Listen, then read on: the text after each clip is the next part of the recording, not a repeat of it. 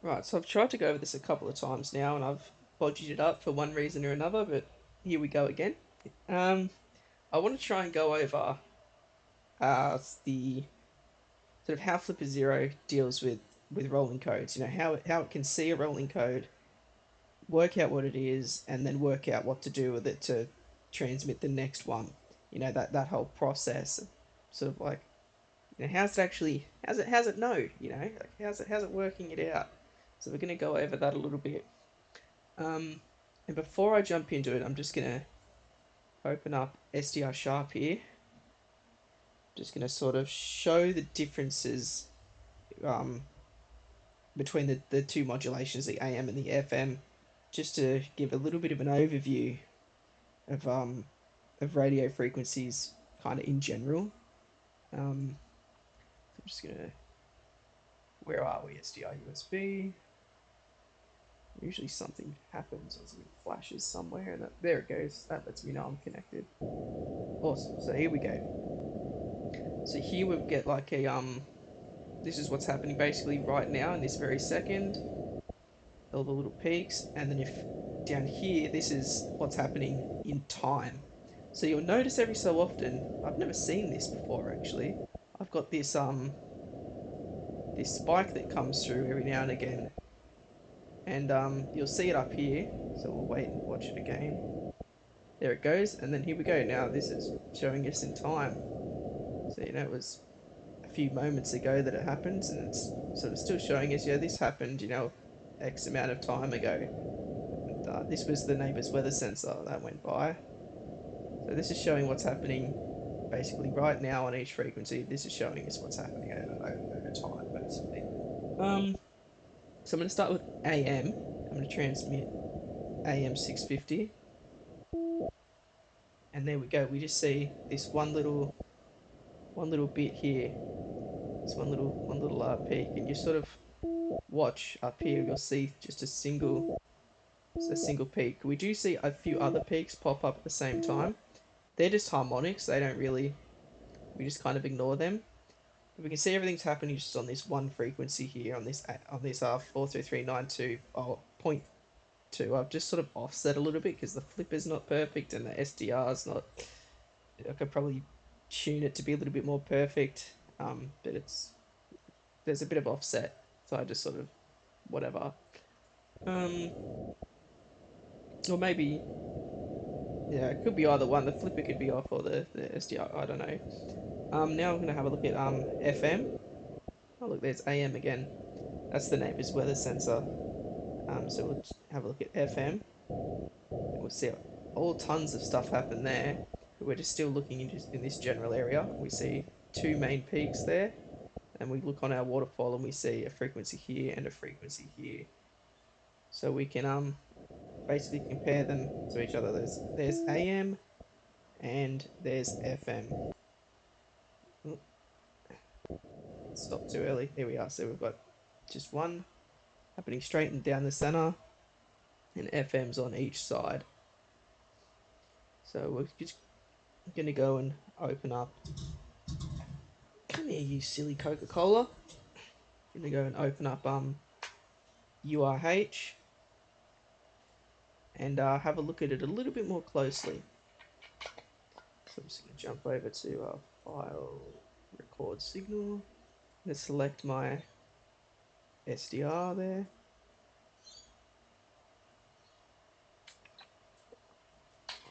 Showing serial number none, so it's bloody broken again. It, for some weird reason, it likes to break on SDR, likes to break on URH, but not SDR sharp. No idea what causes that, but it likes to play around. So I'll just unplug it and plug it back in,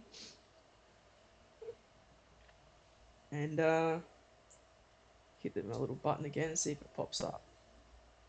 Yep, there we go. She pops up. Okay, so I'm gonna record an AM signal first.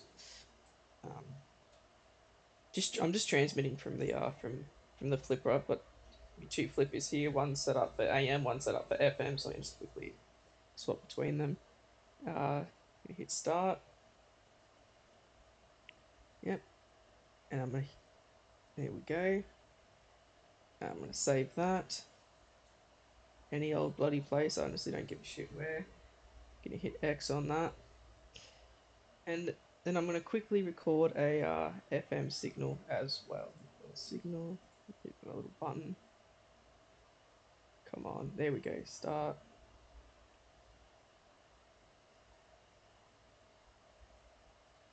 And stop. We'll save that as well.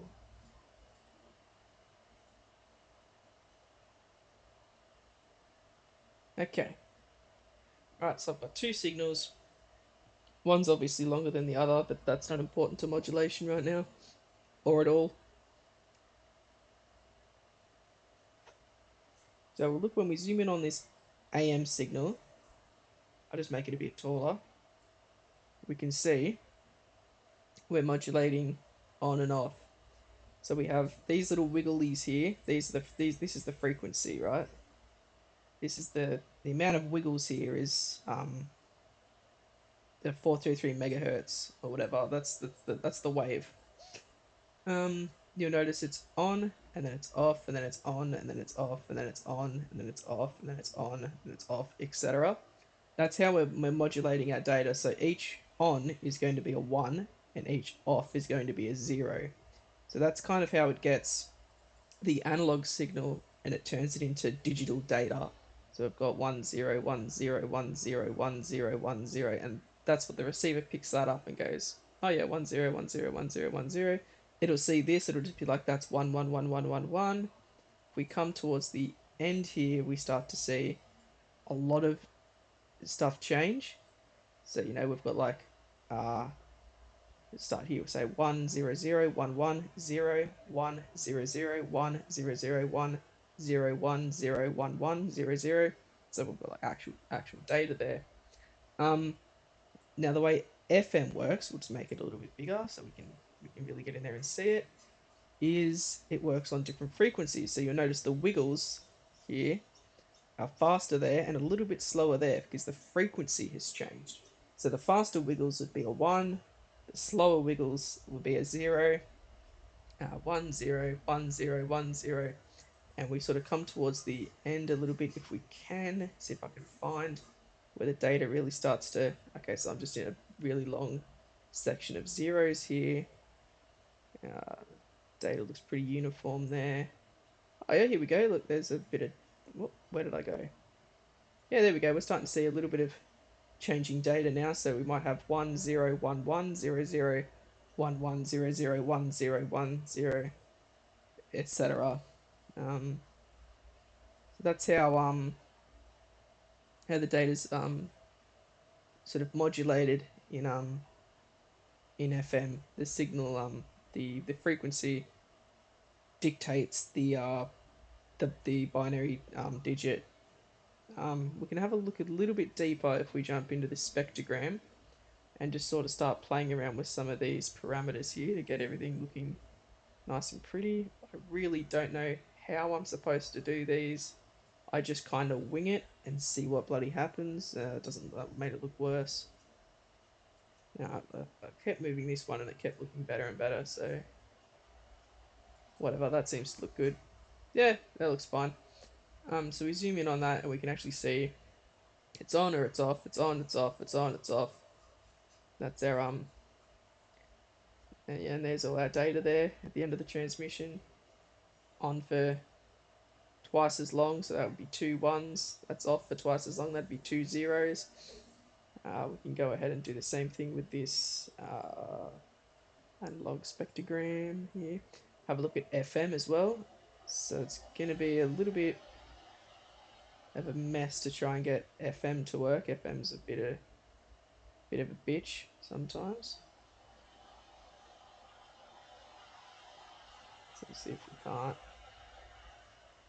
get that looking pretty. Okay, so I can see, might just have to bring it a bit closer like this. And you can kind of already see here, we've got a bunch of zero, we've got a really long set of 0 being transmitted here. And while it's transmitting 0, it's not transmitting 1. So that's how how it knows if we're transmitting on this frequency, it's like, yep, that's a 0. If we're transmitting up on this frequency, it's like, yep, that's a 1. We can zoom in to have a look at the data a little bit more clearly, and you can, its settings aren't perfect here, but you can roughly see 0, 0, 1, 0, 1, 1, 0, 1, 0. That might be a 1 as well. 0, 1, 0, 1, 0. Maybe a handful of ones here or something. It's a bit fuzzy, I can't quite tell, but I might be able to finesse the settings here a little bit to, oh, that seems to have made it worse. Let's try this one and see if this changes anything. Sharpens it up or something.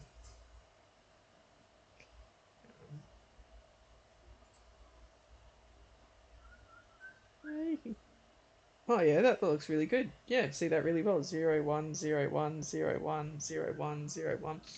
And the data is probably going to be a little bit further. You usually see a preamble, which just kind of sets up the clock for the for the receiver, so they can be in sync with one another. So it likes to send a bunch of 10, 10, 10, 10, and then it will send the data through just to kind of wake the receiver up and stuff. Um, we'll touch on that probably. I don't know if I'll go over that this video or not, but yeah, there we go. There's our basically a complete distinct difference between AM and FM. AM, it all happens on a single frequency. On FM, it happens on two frequency. It's frequency modulated, and this is amplitude modulated. The amplitude is either basically high or low, on or off, up, down, black and white, etc. And this is, um, upper frequency, lower frequency, on the left or on the right, sort of thing. Um, right, we sort of went over a little bit. Yeah, we did. So jump back to this analog real quick on both. Actually, we'll jump over to demodulated and just touch on so what changed here is we'll go from analog is it took each of these sort of when it was on and it just made it into like a high square wave, and then when it's off it's basically a low um, sort of square wave. So we go to demodulated and that sort of turns it into these square waves of different durations of this was on for a short time, this was on for a longer time, and the same kind of thing happens um, with our FM, except it's showing us high and low, the upper frequency, the lower frequency, upper frequency, lower frequency. So this is almost reminiscent of our spectrogram a little bit. So jump back over, did mention it there. It's kind of squares everything all off as well. So we can see here, see we've got looks like it likes to send the signal a couple of times, this particular protocol. Yeah, it looks like a bit of a gap here or something as well. So yeah, it just sends a bunch of ones and zeros. If I can get a good look at it. Yeah, and then it starts to get into a bit of data. So we'll just have a look at this segment just here and see what we can see. So I've got 1 1 0 0 1 1 0 0. Get back there. 1 1. Oh, I might have a few more ones. I think my timings are a bit iffy actually. So all my configurations aren't exactly correct for this particular protocol. So I'm just going to find one of my shortest little... Okay, so these ones are the shortest. So I'm just going to see how long that actually is in time. So zoom right in on it and just select one. 220. Let's grab another one. Have a look at that as well. 250. Grab this one. 250 something. Yeah, so it looks to be about 250. So just 250 on that. Zoom out a bit. Just select a good handful. Come back over here. So it's 0 because it's down. 1 up. 0 is down. 1 0 1 0, 1, 0, 1, 0, and this would be 1, 1. Yep, that's correct. 0, 0, 1, 1, 0, 0, 1, 1. And that's how we take this radio signal and we turn it into actual binary. And it's exactly the same for amplitude modulation as well. We just kind of find our shortest little this looks like the shortest one here.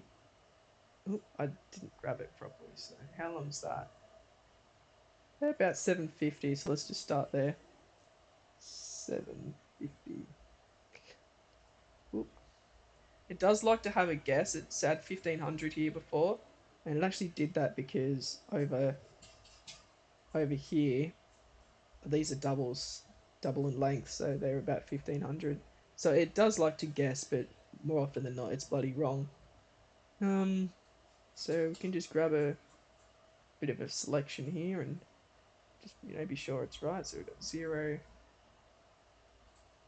Zoom in on that a bit more so it's so hard to see. 0, 1, 1. Yep. 0, 1, 0, 0, 1, 1, 0, 0, 1, 0, 1, 0, 1. Yeah, it looks like it's demodulated all that correctly. So that's kind of what the flipper kind of um, does, right? It sees the analog signal come in, and then it turns that analog signal into binary using a similar process. Um, so we might be able to open up a .sub file for us to have a look through if I've got one somewhere.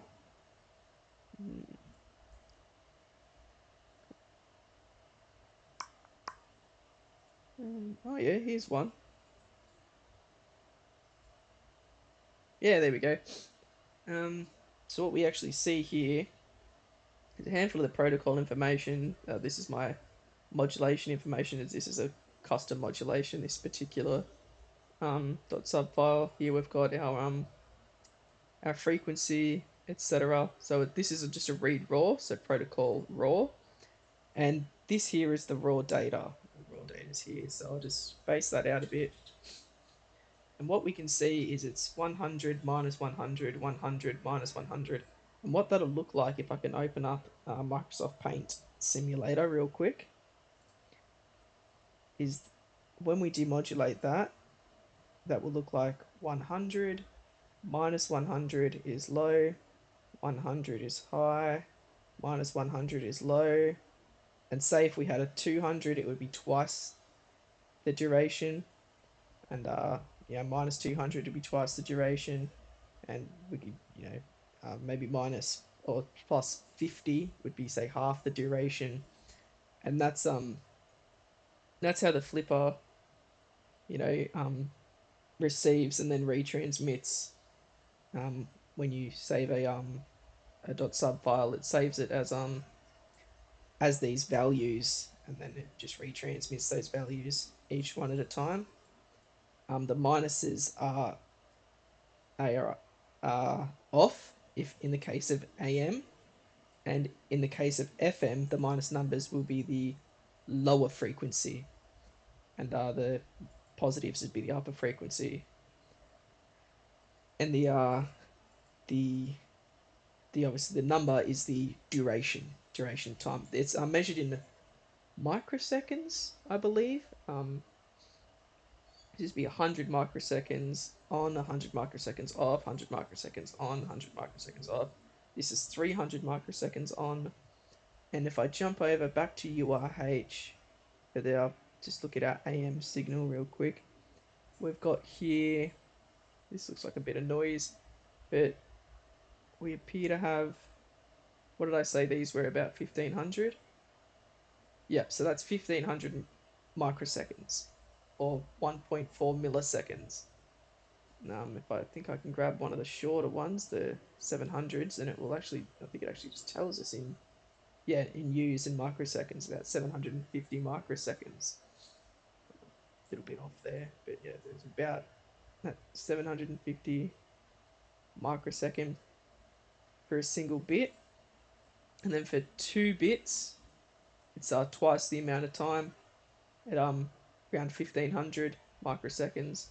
So it's basically each bit is 750 microseconds each.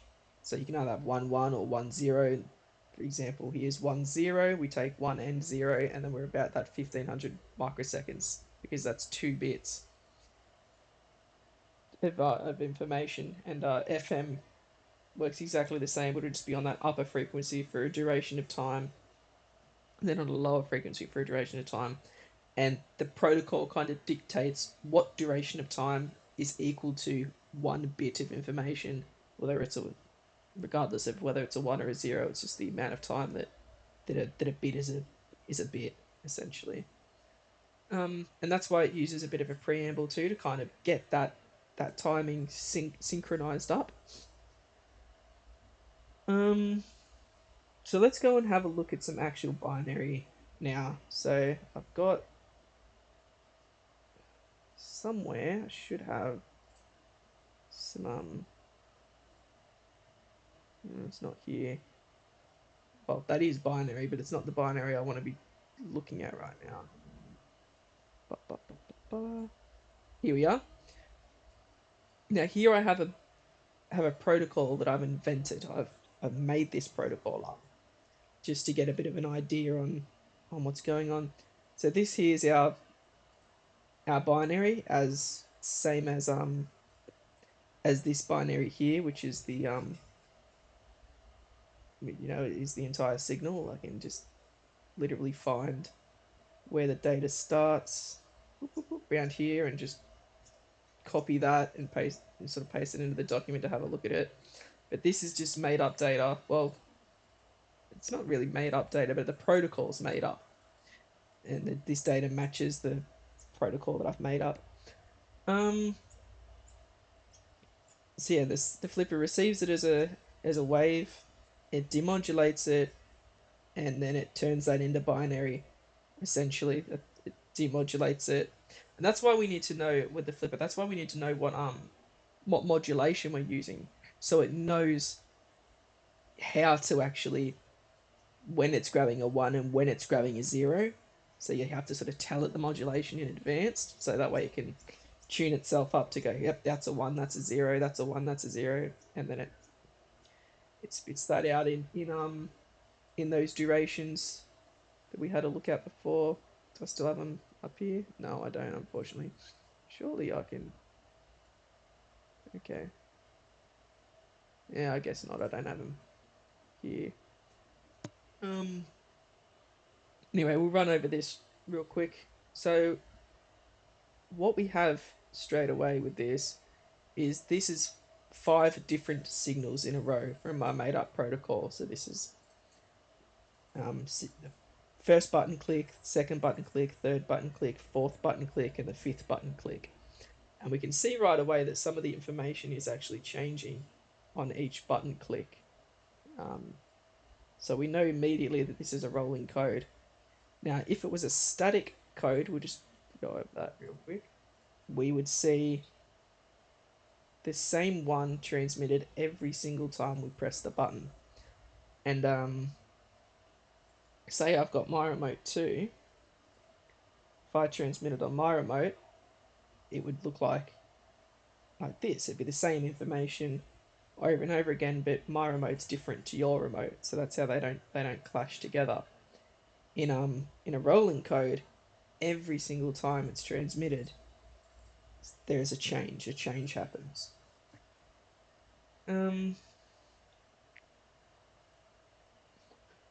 Now we should sort of go over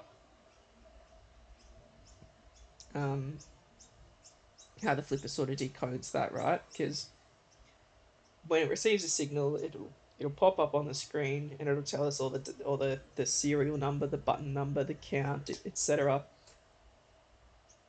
And it does that based on the parameters of the protocol it sort of detected. And the way it detects the protocol is it'll use a lot of the time it will use the preamble to start with. If we look at this preamble versus this preamble, like they kind of appear the same somewhat. But if you look at the durations, we can see this is duration of 250. This is duration of 750. So straight away, if it's looking for this top protocol and it hears this, it's just going to ignore it. And it's just going to go, nah, this is the correct timing.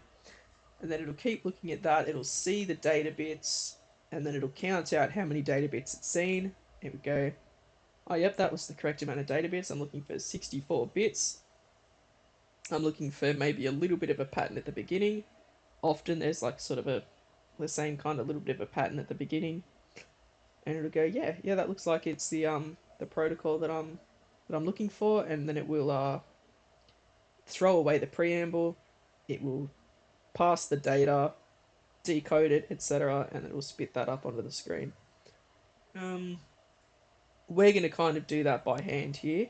I'm disregarding the preamble. My particular made-up protocol just doesn't have one. And we're going to look at the data. So this is the data. Essentially, the flipper received the data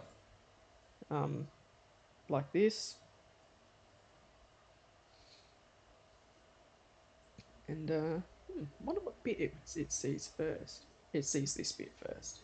Yeah. Okay. I've lost my train of thought. We're decoding the data. Yes, okay. So let's have a look.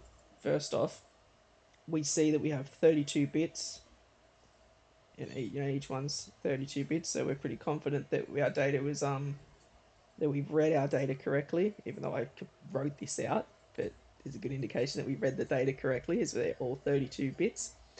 And we're gonna break them up into 4-bit nibbles. So is that like a half a byte, quarter of a byte? Is that how that works? Into little 4-bit nibbles. So each one can be represented as a hexadecimal character. Then we're gonna convert that into the hexadecimal sort of counterpart. So this is 001 is 1 in hexadecimal, 0010 is 2 in hexadecimal, 011 is 3 in hex. That's a 4 is 3 in hexadecimal.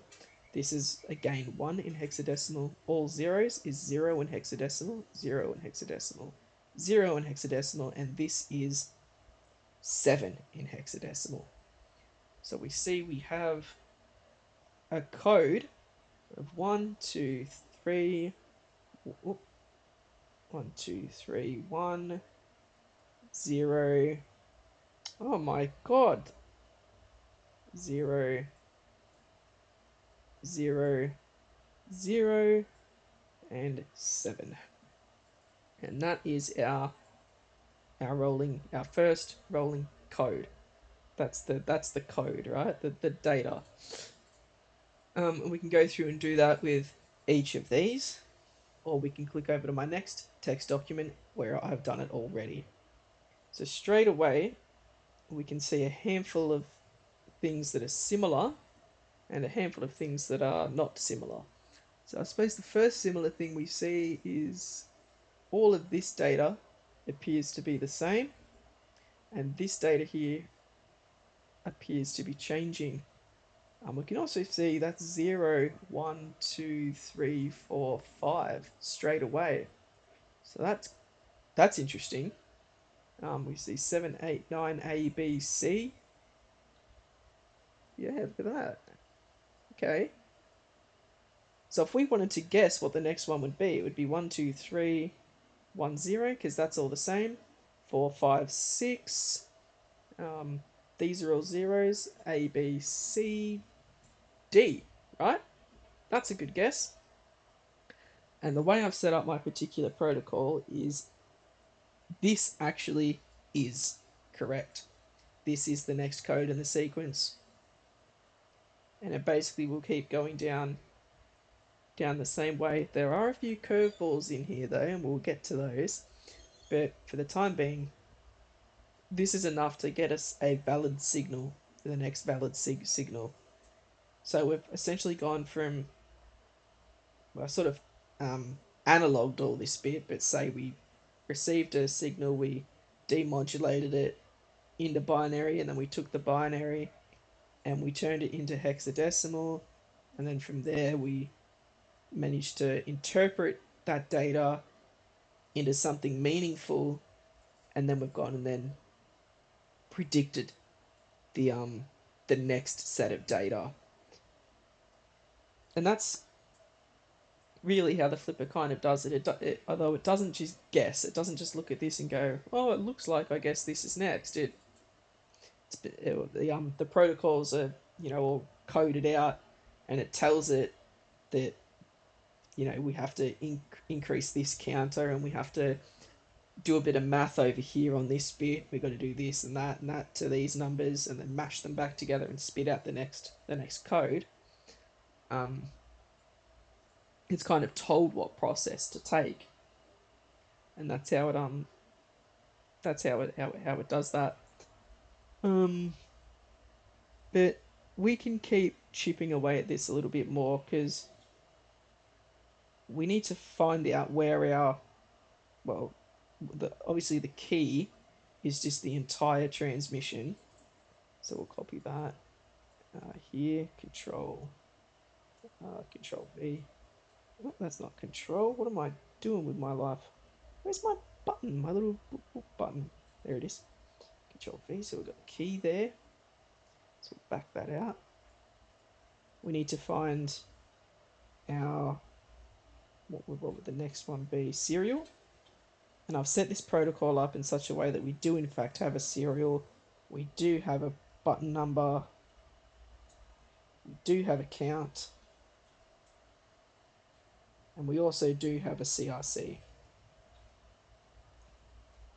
And what the CRC does is it basically validates that the data was in fact correct. So there's some math done on the CRC, and when the receiver receives it, it checks the CRC, it checks the data, it runs some math, and then it looks at them again and goes, "Oh yeah, they match what math I just did. So the data must be valid, must be okay. There's no corruption in the data or anything. It's come across properly." And then you can go ahead and go on to its next steps. So yeah, we need to try and find out where each of these are, right? Not every protocol is going to have a CRC, or maybe even a count. Things will be different, and you'll just kind of have to spot them as you work through them. Some are obvious, very obvious. Others are not at all obvious and have massive encryption, etc. Um, this one I've made kind of really, really simple, but it's still just sort of confusing enough to pose a few problems as we work through it. So that should be good. It should showcase a few things that you'll see, that you'll spot. I suppose the first one, here we are, our serial. We could probably assume that our serial is this if we wanted to, um, realistically, but now we're not really too sure what's going on with our button number. Now I have pressed the same button, emulated that I've pressed the same button every time, so maybe we could assume that it's in fact that zero, because that's that's that seems to be the same the whole way through. Our count 0, 1, 2, 3, 4, 5, 6 maybe could be that, so that would be this 6. And our CRC might be this value here, so I grabbed D. So maybe it could, so it could possibly be that simple. We'd have to work out how the CRCD is actually calculated as well, just to be sure that we're predicting everything correctly.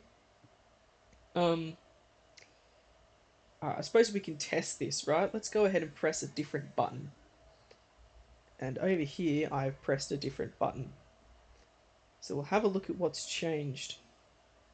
We can see right away when we separate, where were we? We separated out the same way we had it, like this. We had, I think we were here. We separated it. Did we separate from the 0 or from the 1? From the 0. We separated from the 0, apparently. So we'll separate all these out.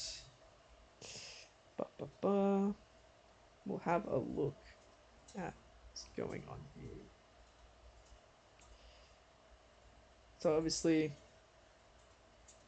when you do this, you know, for real, you just kind of have to have an idea of what you want to test for. And in this case, we've kind of decided this is our assumption, this is what we're assuming. Let's record some more signals with maybe a different parameter or the same parameter and just get a bigger amount of data and check it against what we believe to see if it holds up, right? Um, Straight away it doesn't hold up. We had our button number is this 0, and we can see that this changes to a 1 whilst we're still pressing the same button. We can also see right away that in our what we believed to be our serial number has also changed when we've changed to a different button. So we're gonna have to space this out as well. We'll space all that out too. Um, why not just space the whole damn thing out? Fuck it, right? So the only things that seem to be remaining exactly the same so far is what we're going to assume is our serial number. So we'll lock that in. Serial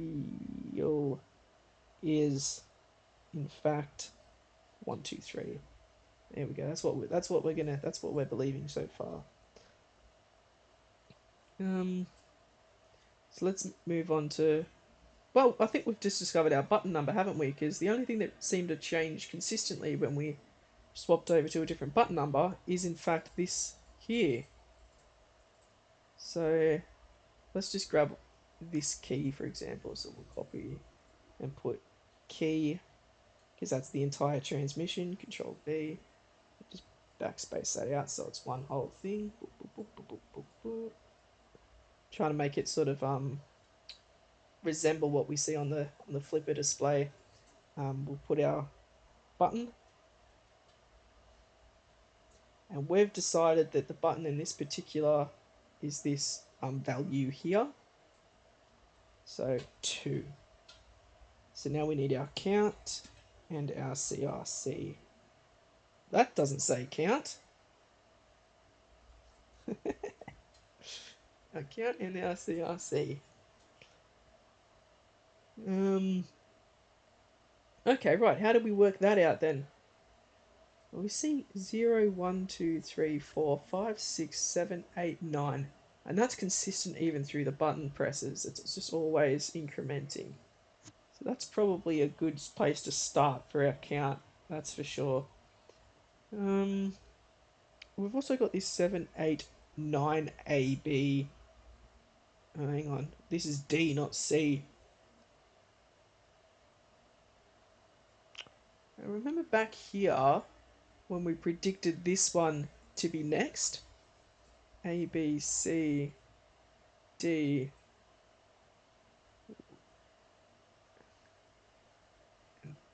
I can confirm that actually is correct. But we can see that when we've changed button numbers, it hasn't gone to C. It's gone to D. Now we're going E, F, 0, 1. That adds up. That makes sense. So it looks like something kind of changes there when we, at least when we change our button number. So this piece here seems to be data dependent.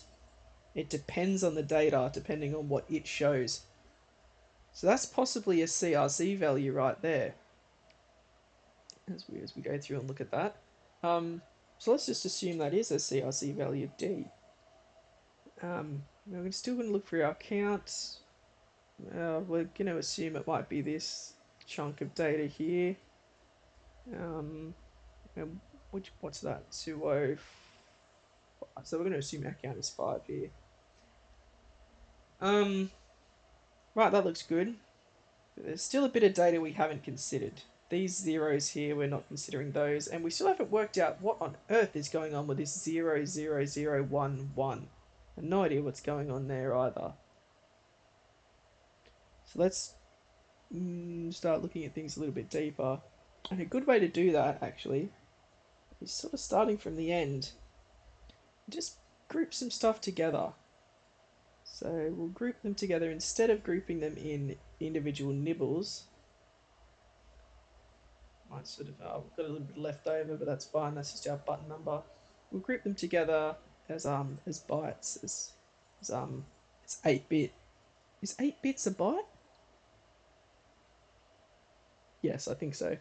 As bytes.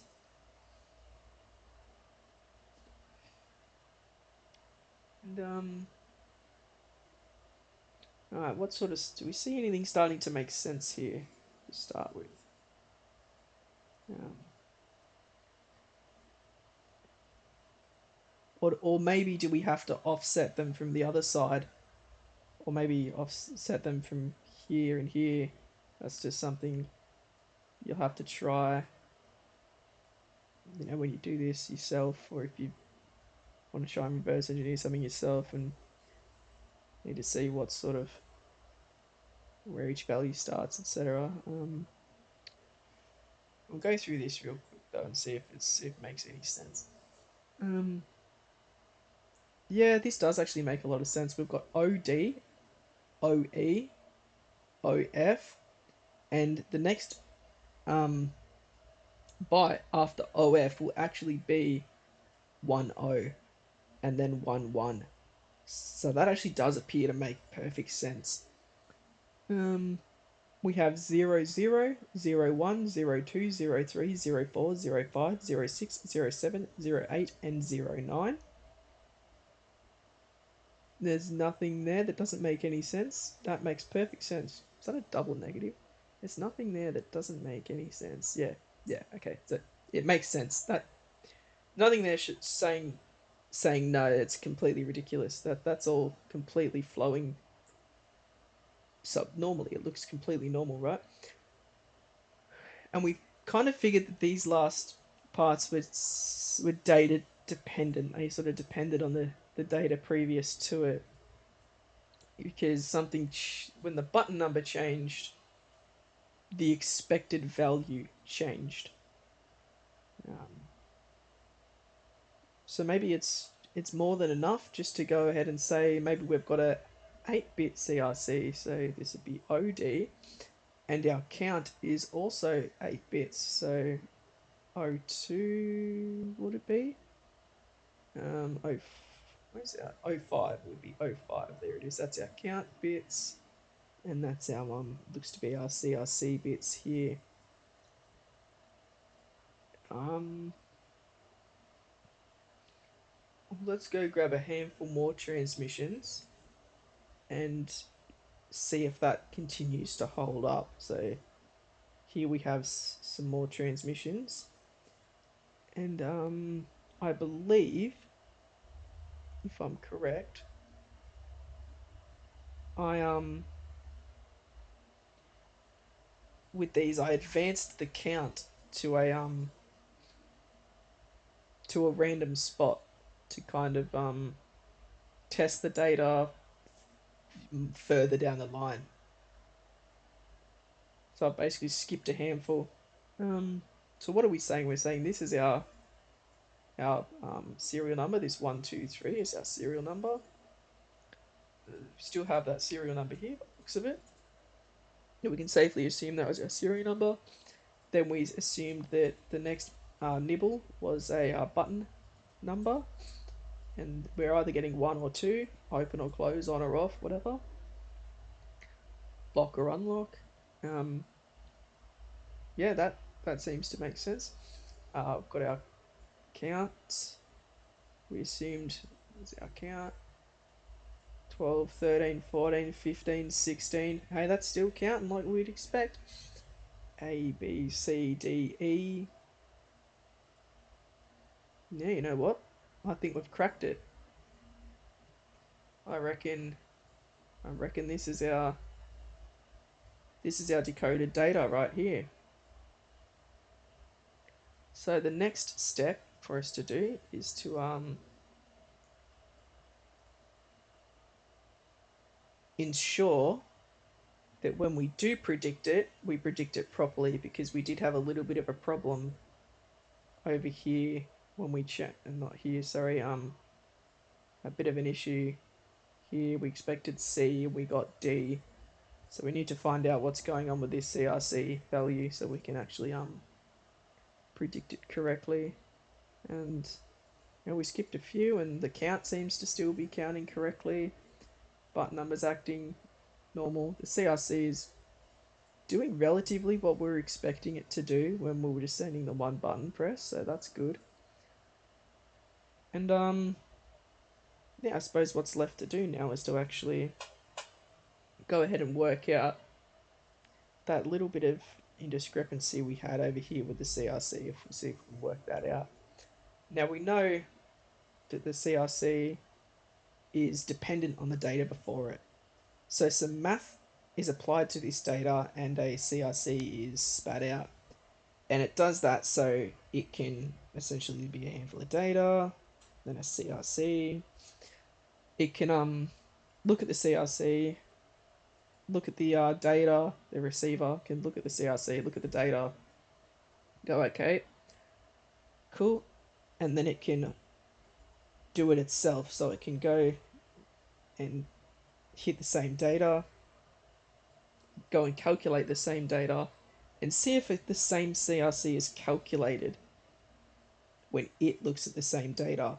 And if a different CRC is calculated when it does that, it goes, shit, something's wrong. Either the CRC data come over corrupted or the actual data come over corrupted. Either way, there's some corruption in there, there's some problem, and something has to be done. It either throws it out or it's able to reconstruct the data based on a bunch of computer jargon stuff. The CRC stuff is usually orchestrated in some kind of way that it's kind of like oh man, there's a word for this, I can't quite remember it.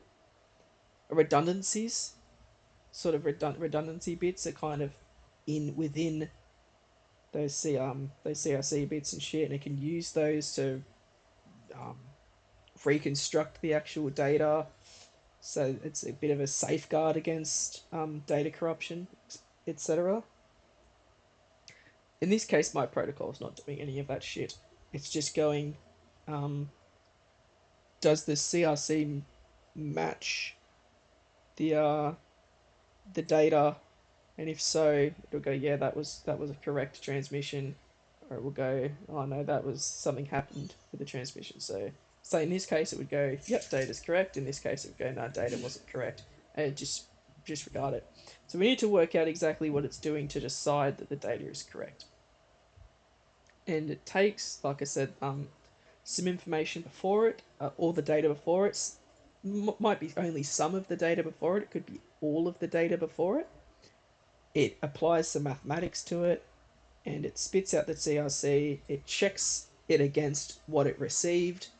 If everything is correct, it then goes on to the next step. So we need to work out what our CRC is doing, how is it getting this number based on the data before it, and it needs to remain consistent. Whatever we come up with has to remain consistent for every single transmission. So if we have one outlier, then we know we haven't calculated the CRC or haven't worked out how the CRC is calculated correctly. We have to go back to the drawing board a little bit. So I'm just going to start on this one right here at the top. And I've made this super duper easy, this one, so it's quite good. This probably isn't even how CRCs are actually calculated, etc. I've just kind of made up a way that it could be calculated to verify the data or something, and just make it sound kind of simple, just to kind of showcase the general gist of it, the general idea of it. Right, so we know the data before it dictates the CRC.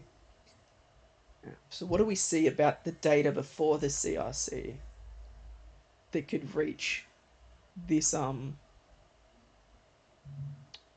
could reach this what's the bloody word? This bloody thing, whatever. Words.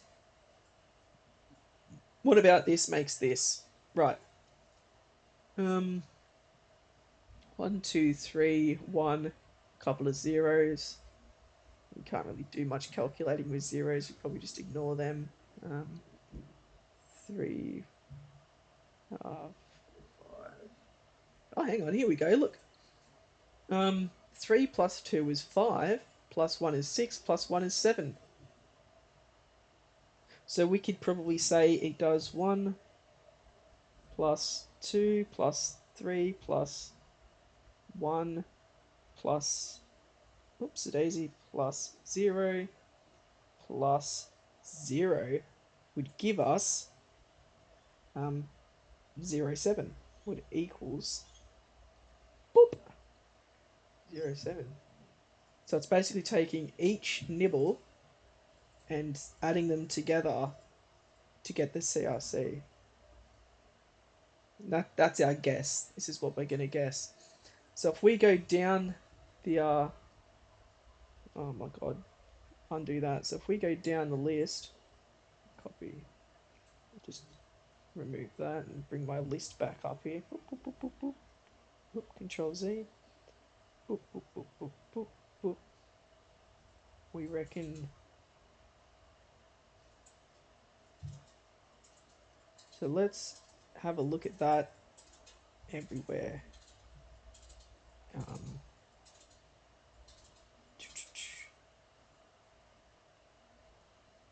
and yeah, I guess we just 1 plus 2. Well, we can do 1 plus 2 plus 3. Plus 1 plus 2 plus 3. Let's just grab that whole thing, copy, to start spitting it out down here.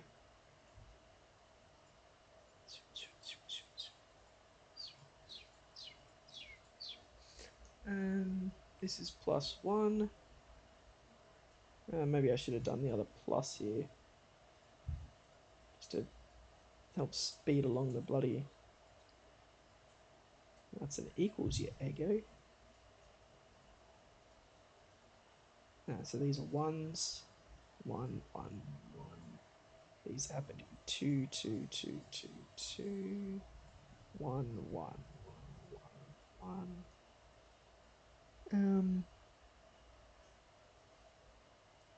Plus, these are all plus 0, so I'll just go through and do these as well. This is the fun part, you know, it's quite tedious. I suppose you could use like a Python script or something and just throw the data at it and say do this and spit out a CRC and double check if it's matches the data I sent you, etc. And you know, you'd just be able to run through this in half a bloody second. Oh, hang on, this one's not a 1. Not a 0. These ones are 1s. 1, 1, 1, 1, 1, 1, 1. So I'll throw another plus here. Are we getting there? You're winning, son.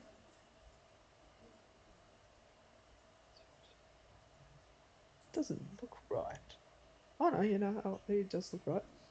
Alright, so this one is.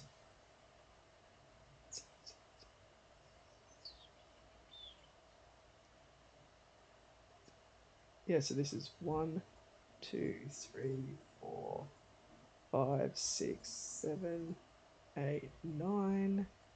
And this happens to be 2, 3, 4, 5, 6, and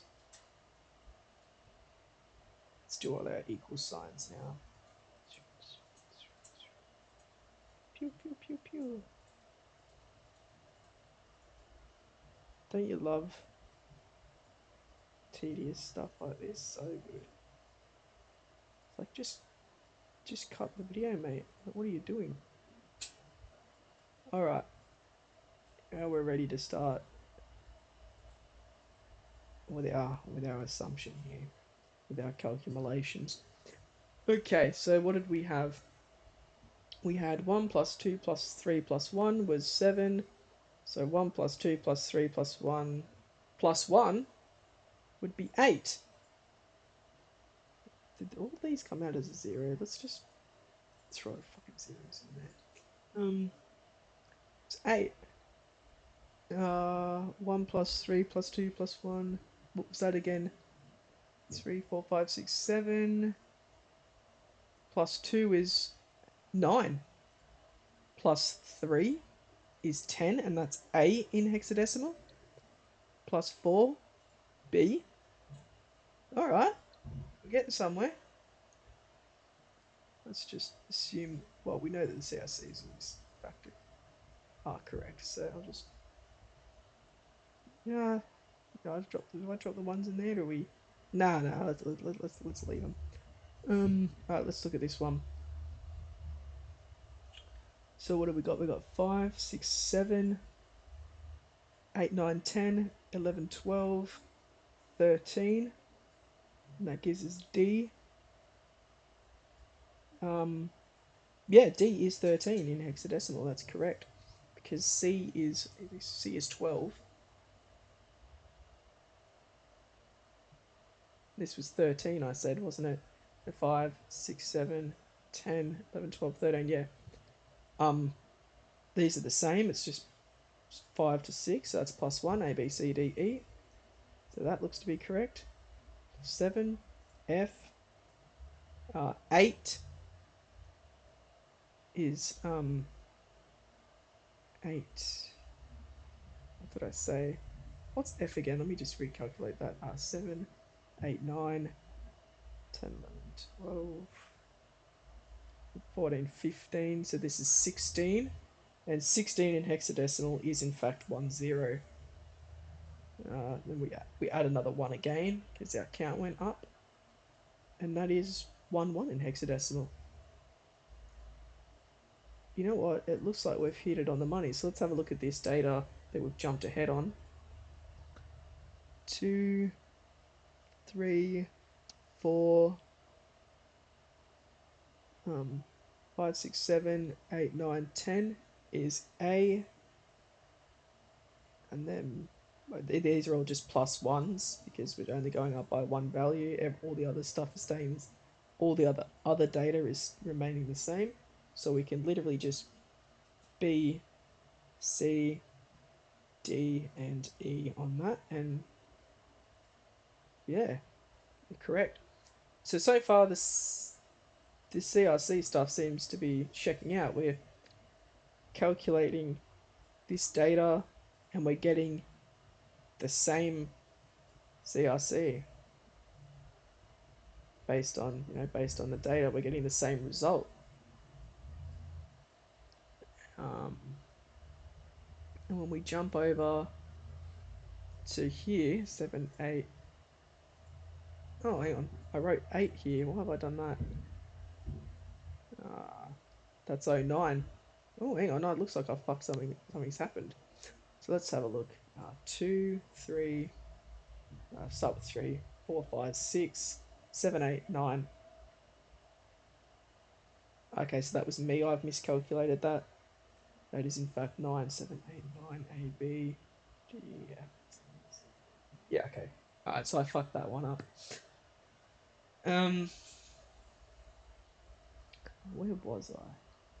So we've taken the data portion, we compared it to the CRC portion. We've gotten the same CRC. And let's see if we find that same pattern that we found back over here, or here was it? Yeah, back over here, this kind of thing. And explain that. So A, B, we're expecting C. We have D. This confirms we did in fact have D. And so why exactly did that happen? Why did we not get C and we got D instead? Well, we can answer that question now because this is a 1 and this is a 2. So the calculation, instead of doing 1 plus 2 plus 3 plus 1, it's now doing 1 plus 2 plus 3 plus 2. So we get an additional And because the count remains the same, we're getting an additional um, +1 from the count. So we'd expect, if this was a 1, we would expect to see C, but because it's a 2, we are see D instead. So that explains perfectly what we've seen here as well. So it looks like we've actually done it. So now we can go basically anywhere, right? With this information, we can go absolutely anywhere, right? So we can just make up a um a code, right? Sort of uh, emulate the flipper seeing a random code from a random device on this protocol. So say uh, it sees this. Let's make it 6 7. Um, so here we go. Here's our serial, our button, our count.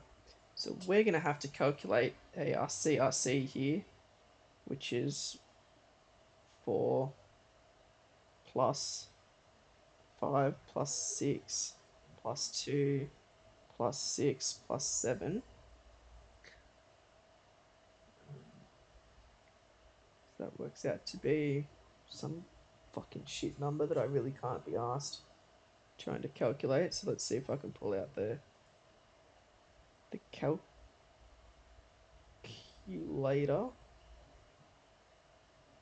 And what are we doing? We're doing 4 plus 5 plus 6 plus 2 plus 6 plus 7.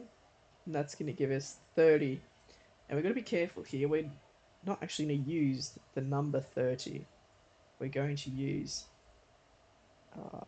programmer decimal 30. And we're going to use the hex character. So 1E. So copy that. 1E is 30 in hexadecimal. So that is our boop. That's our new CRC. This data, there we go. So we sent this, the flipper was listening, it heard it, and now it's got to jump over and predict the next one in the sequence because we want it to for the rolling code stuff. And it looks at that, it sees our key is 4 5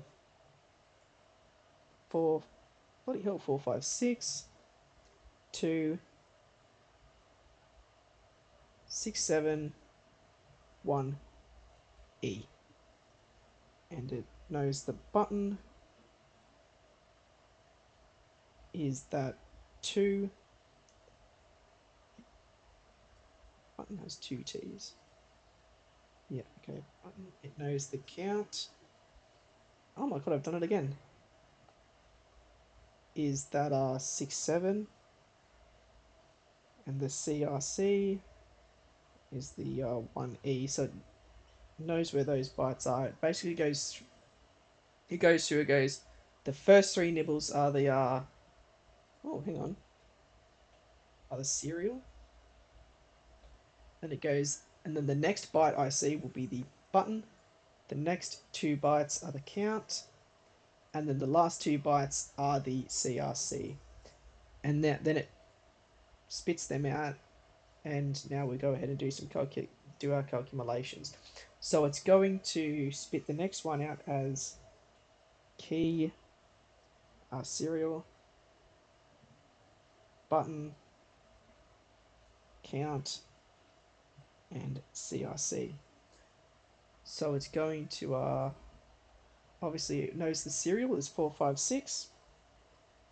It knows the button is button number 2, and this is how it knows every single button as well. So say we want to do button, instead of doing button 2, let's do button 1. So its key is going to be 456. That's 3456. Yago is going to be that 456. I've done it again. 456 1. Its count obviously has to increase, so we're going to go from 6 7 to 6 8, and that's in our key as well. 6 8, and now our CRC. It'll have to recalculate that CRC. So let's find out what the CRC is. So let's go to our standard calculator, and let's look at, what is it? 4 plus 5 plus 6 plus the button number is 1 plus the count is 6 8. That's just equals now, isn't it? 30. It's 30. Interesting. It's 30 again. So that's, we already know what that is in hexadecimal. That is 1E.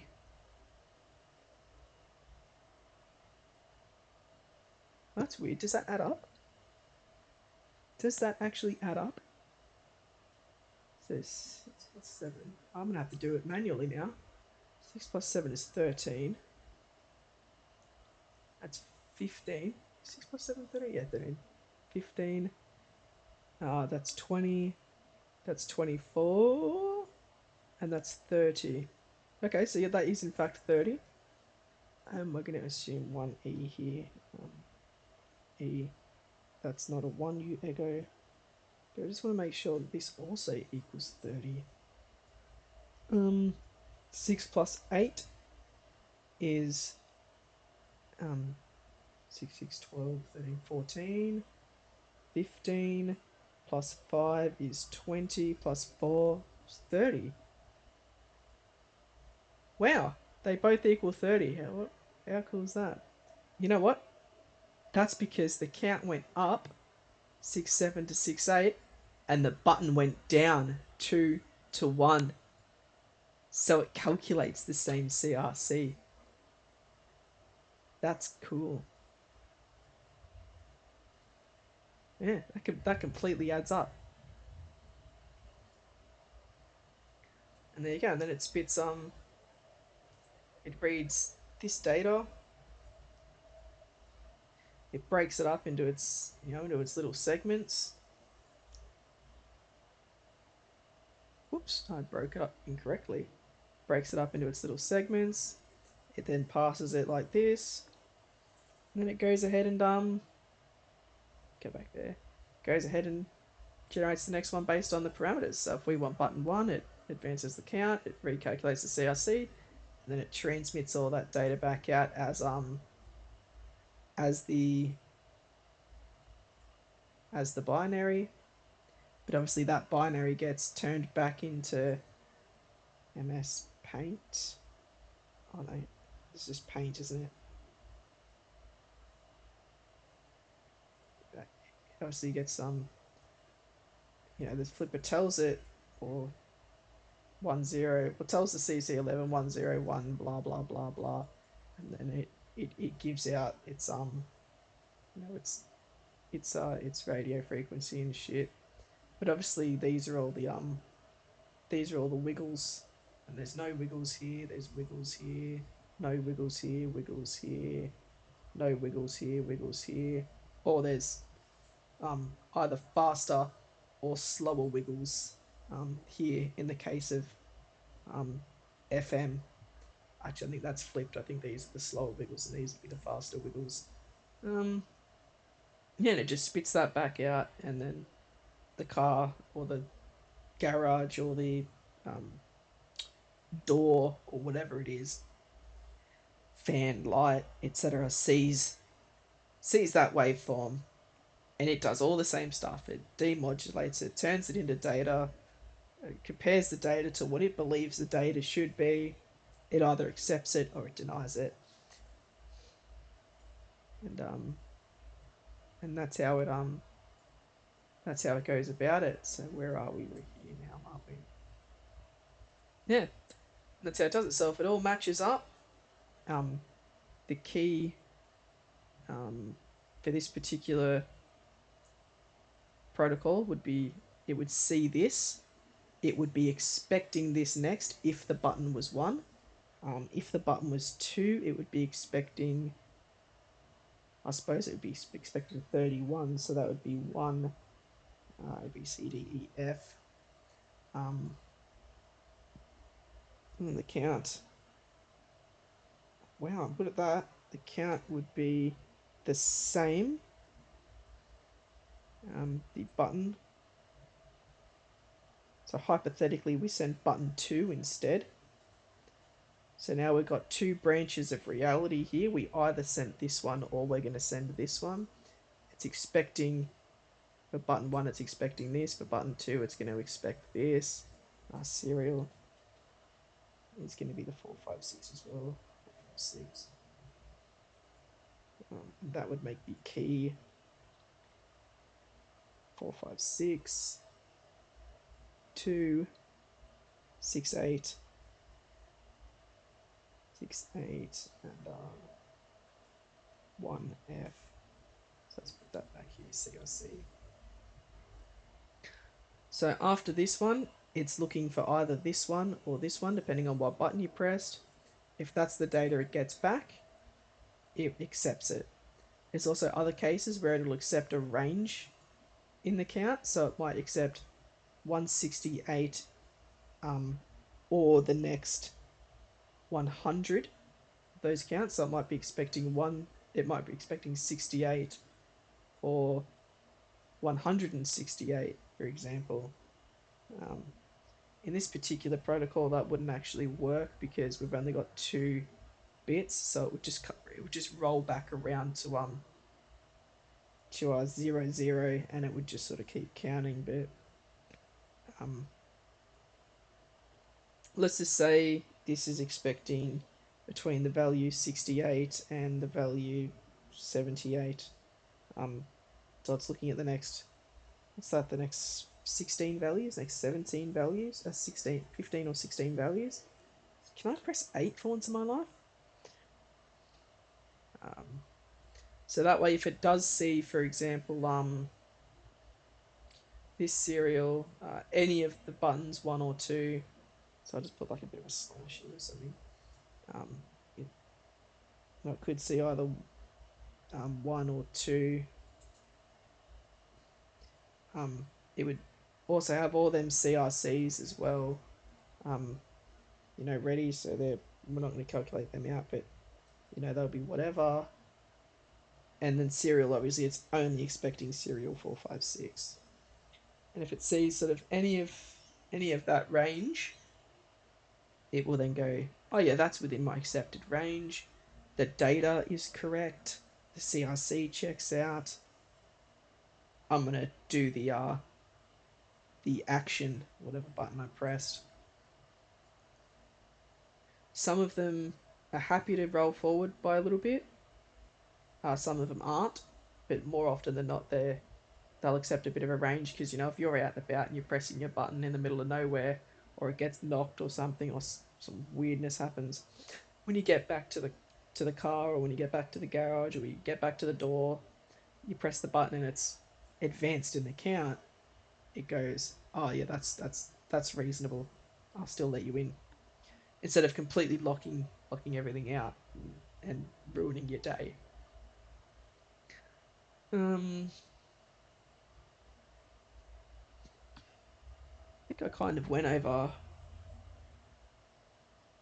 everything there, eh? So yeah, we kind of did a bit of an analog of reverse engineering and then even predicting a rolling code sequence. We can go even further with this and add some kind of encryption to it, which some systems are encrypted. So for example, we can take this key um, and do some encryption to it. I suppose for the sake of the of my sanity, I'm just gonna probably just do like a simple XOR or something on the data. So what is this? So 4 is 0, 0. No, it isn't. 0, 1, 0, 0 is 4. 5 is 0, 1, 0, 1. 6 is 0, 1, 1, 0. 2 is 0, 0, 1, 0. 6 is 0, 1, 1, 0. 8 is 1, 0, 0, 0. 1 is 0, 0, 0, 1. And F is 1, 1, 1, 1. I suppose I'm going to need a value to XOR that with. So let's go with 1, 2, 3, 4, 5, 6, 7. 1, 2, 3, 4, 5, 6, 7. Let's go to 8. 8.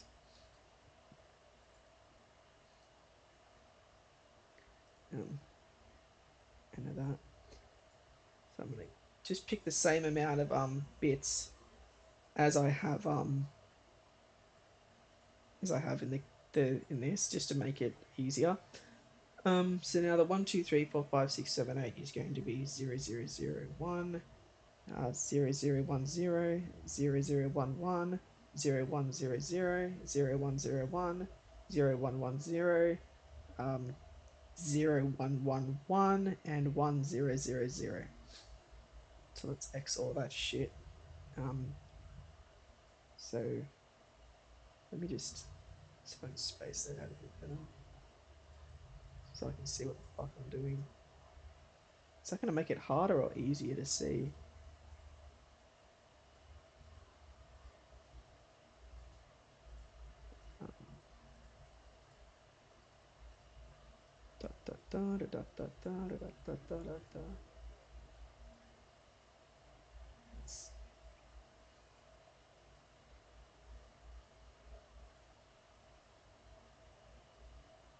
No, no, no. Let's go back. Let's go back. I think that's making it harder for me to see. Now, so 0, 0 was 0, 0, 1, 1. That's 1. 0, 1. Yep, that's correct. That's a 0. That's a 1. That's a 0. That's a 1. That's a 0. That's a 1. That's a 1. That's a 0. That's a 0. That's a 0. That's a 1. That's a 1. That's a 1, 1. 1, 0, 0, 1, 1, 0, 0, 1, 1, 1. Now, the way this works is if it's they're both the same same bit, whatever. So if they're both a 0, it's a 0. If they're both a 1, it's also a 0. If they're a 0 and a 1, it's a 1. Or if they're a 1 and a 0, it's a 1. So if there's both there, it's a 1. Sorry. If they're both the same value, it's a 0. If they're one of each, it's a 1. Right? So let's grab my new value here, and we'll turn that into hex. So that's 5, 7, 5, 6, 3, uh, E, 6, and 7.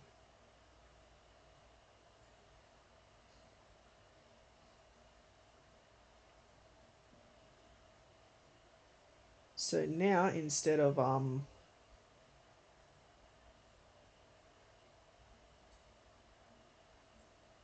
must just copy this because that was the one we grabbed. So we'll copy that, bring it down here, Control V.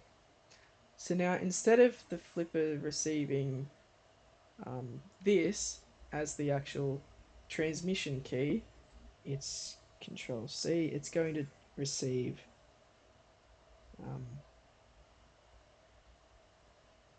oh, hang on, I want to copy this as well. Save that somewhere. Let's just put it up here. Control V. Control C. It's going to receive this, and that doesn't match any of our data anymore. So we're going to just throw in a yek, just a reverse of the key or whatever, and we'll put back our data. Control V. Or we could have key,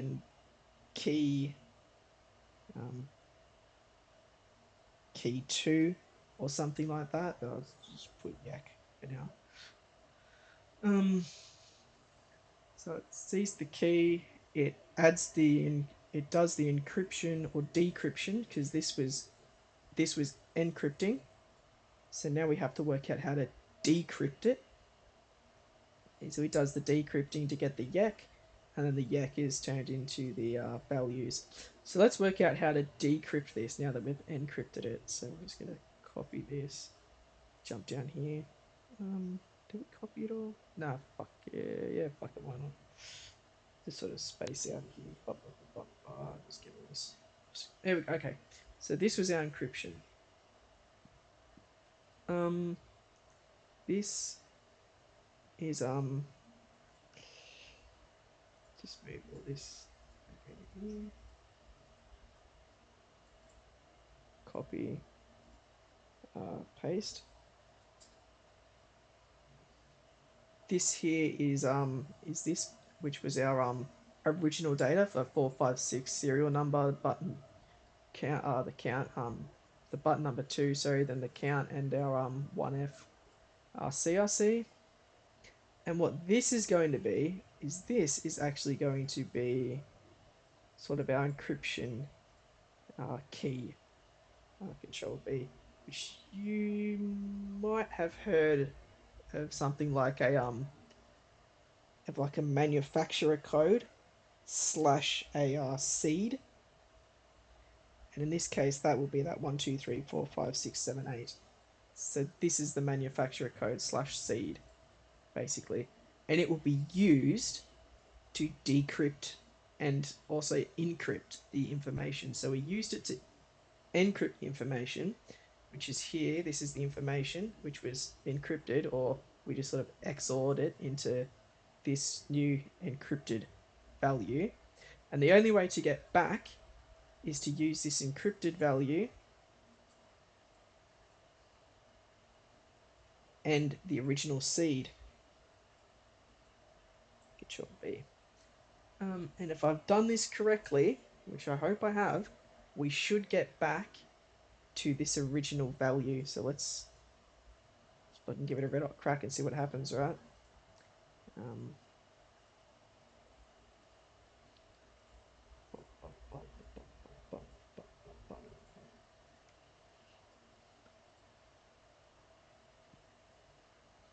So really we could take this much further, and our original binary, wherever it is, instead of being in clear text like this, would have been as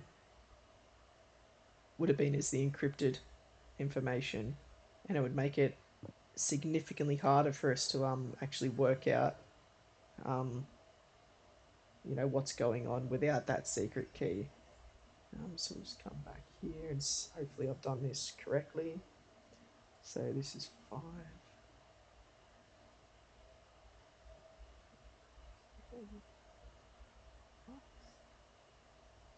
The original, yeah, okay.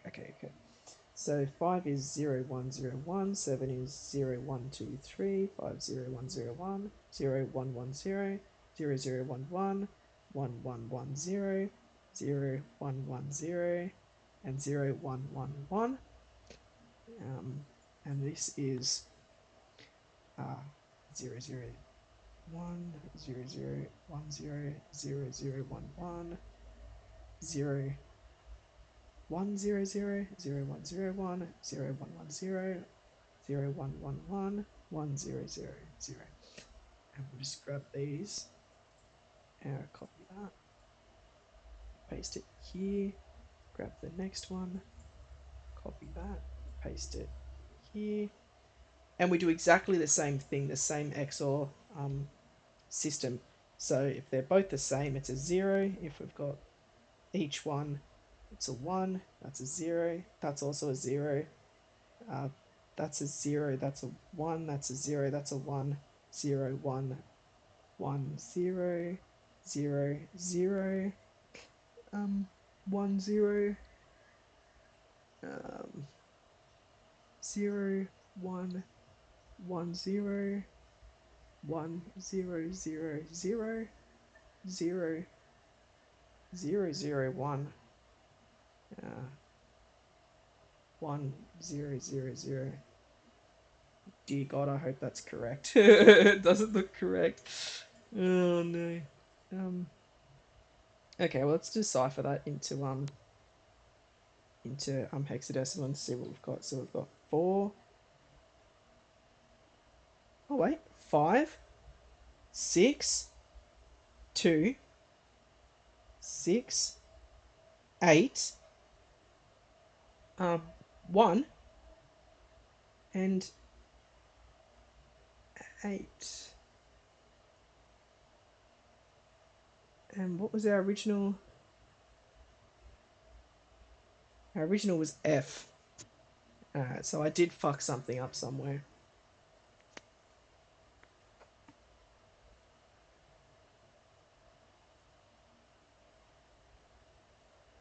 But 6, 8 was our count, wasn't it? Where's our original value? 6, 8, 1, 1. Yeah, so I just fucked up the very end of it. Oh. Hmm.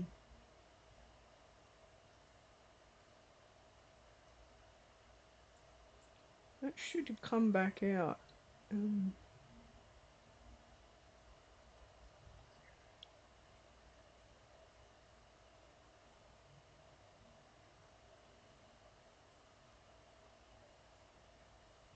oh, yes, I have fucked it up. These are the same. Oh, I fucked up. This is 1, 1, 1 as well. Yeah, because they're all different. Yeah, so I did actually fuck it up. And that is in fact F.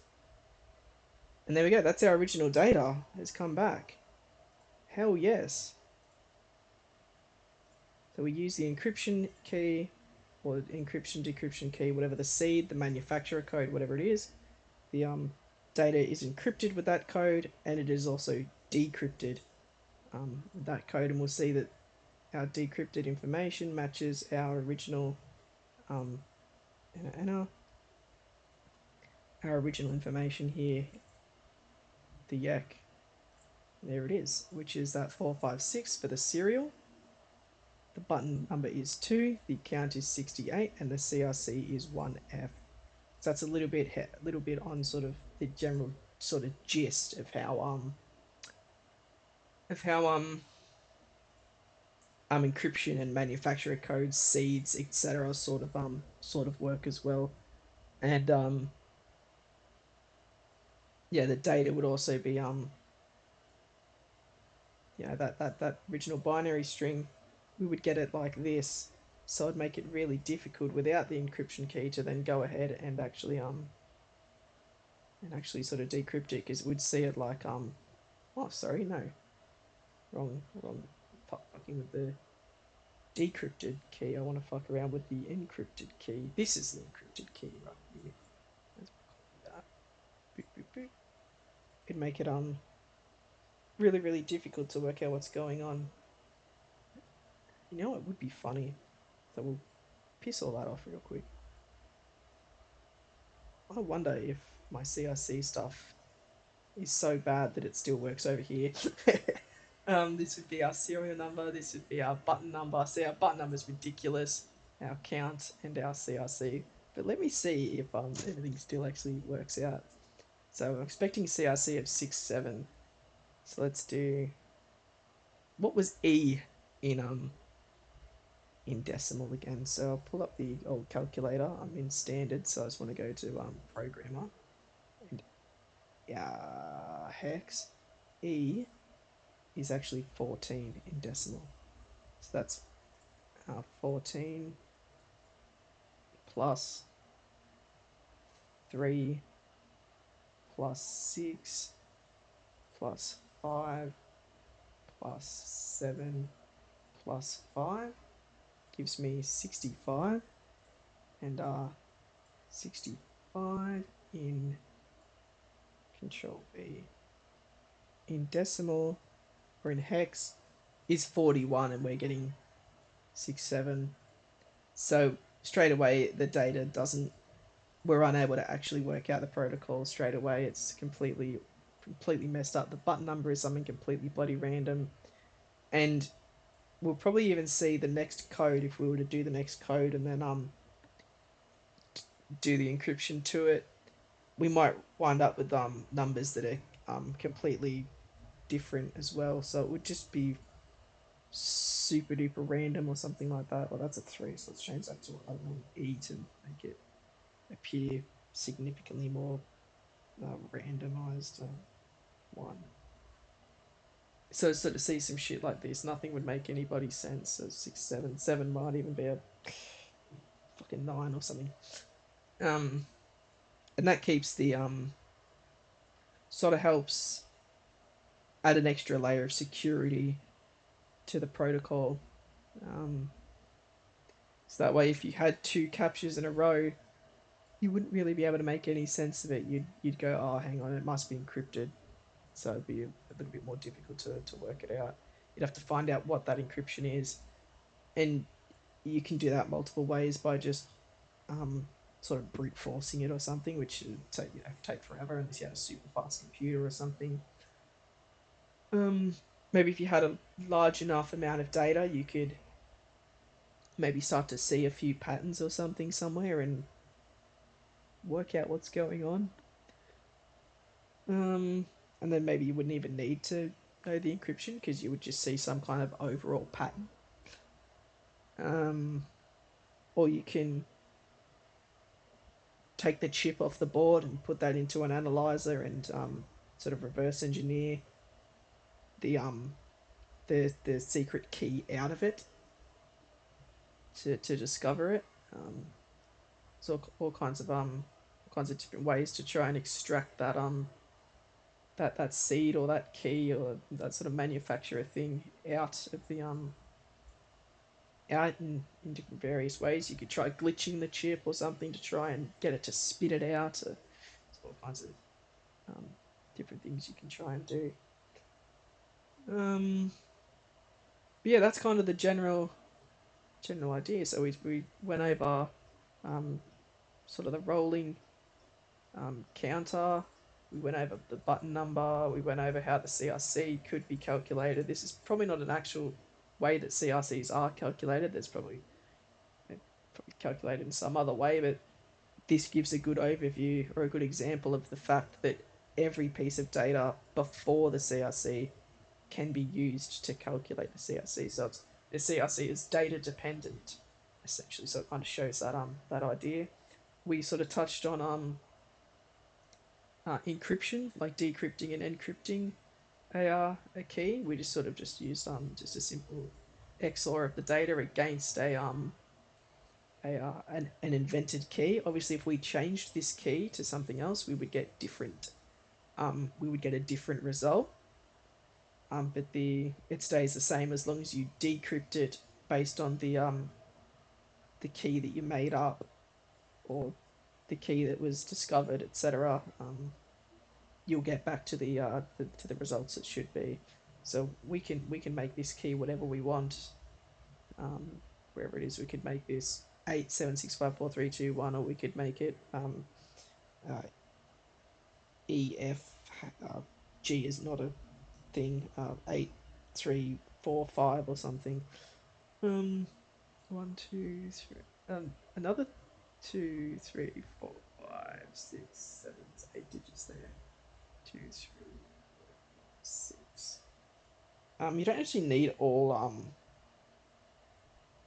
of them, I believe, for encryption or XORing shit or whatever, but it adds to the security of the system if you have equal amounts of bits in the data and the encryption key. I'm pretty sure if you have the same amounts of data, it adds to the security. But that can just be something I fucking heard somewhere or something. I don't bloody know where that come from. Um, but yeah, it could be this or it could be this. But as long as you just use um the same key every single time for encrypting and decrypting the data, everything will work. You'll be able to recover it. And you'll be able to get that data back. Um, Yeah, that literally does basically cover everything, doesn't it?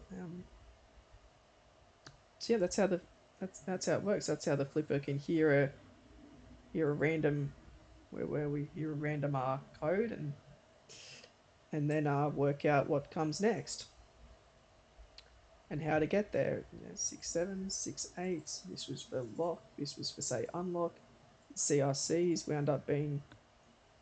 Wait a minute. Our CRCs wound up being the same. Get out of here. I already calculated that one. Because that was 30 and this was 30.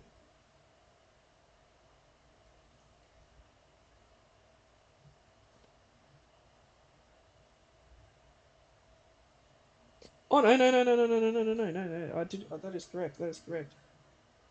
Because this is the same count. So yeah, this is 2 and this is 1. Yeah, okay. Second guessing myself when I bloody shouldn't be. But yeah, it can hear one, hear a code, decipher it all into its different parameters. The heck? Why have I got the serial twice there? Into its thingies, and then yeah, predict what comes next. Oh, sorry, these are both what comes next. So yeah, here's the transmission, breaks it all up, and then these are the two predictions. Depending on which button you press is depending on which data will be transmitted. As you can see, the 1 is transmitted here, where a 2 is transmitted here. And then you can just keep going. So you can jump in at any random spot and just apply the decoding steps, and then apply the sort of the rules of the protocol. The count goes up, that the CRC is based on the information, the serial remains the same, etc. And that's how it's able to calculate what comes next. Awesome. I'm gonna call it there. I think. Hopefully that made a lot of goddamn sense, and I'm pretty sure I'm. Yeah, I do actually want to go ahead and do a probably do another video or something like that. But instead of using a made up protocol, I'm going to use an actual existing protocol, and I'm going to try and start from the beginning and work through it, sort of showcase um, how I went about it, etc. With a legitimate protocol. All right, yeah. See, is my good old OBS.